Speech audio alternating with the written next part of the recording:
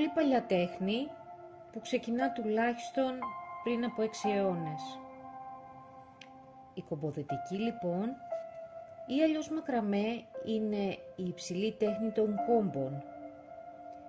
Είναι μια μορφή κλωστοϊφαντουργίας στην οποία δεν υφαίνουμε με εργαλειό, ούτε πλέκουμε με βελόνες, αλλά κάνουμε κόμπους με τα χέρια μας.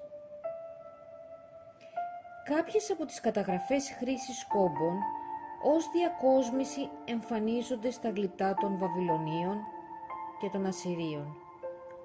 Με κρόσια και πλεξίδες σε στυλ μακραμέ να κοσμούν ενδύματα της εποχής στα αγάλματα που έχουν βρεθεί.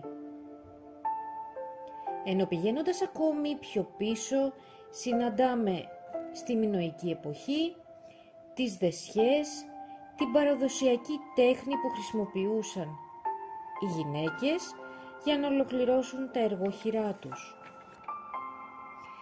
Από βασίλισσες μέχρι και απλές υφάντρες πλέκανε με την τέχνη του κόμπου, στόλιζαν τις φορεσιές τους, τα μαντίλια τους, τα κεντήματά τους. Στα μουσεία ελληνικής λαϊκής τέχνης μπορεί κανείς να θαυμάσει ωραιότατα σχέδια κομποτεχνικής ως τελειώματα σε υφαντά, στροσίδια, τραπεζομάντιλα, πετσέτες και μαντίλια. Με την τεχνική της κομποδετικής συνήθιζαν να δένουν τα νήματα που περίσσευαν από την ύφανση και να κάνουν πανέμορφα δαντελωτά, κρόσια και φούντες.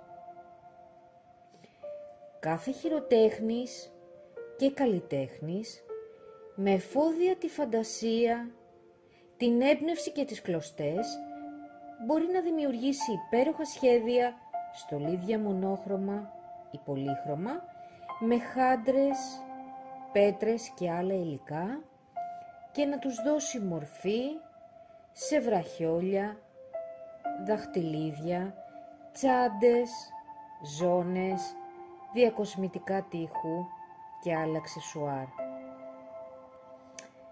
Η τέχνη του μακραμέ λοιπόν είναι μια τέχνη αιώνων και φτάνοντας στο σήμερα μας μεταφέρει ερεθίσματα στο να το συνεχίσουμε από γενιά σε γενιά, μεταδίδοντας τις γνώσεις του παρελθόντος με σεβασμό.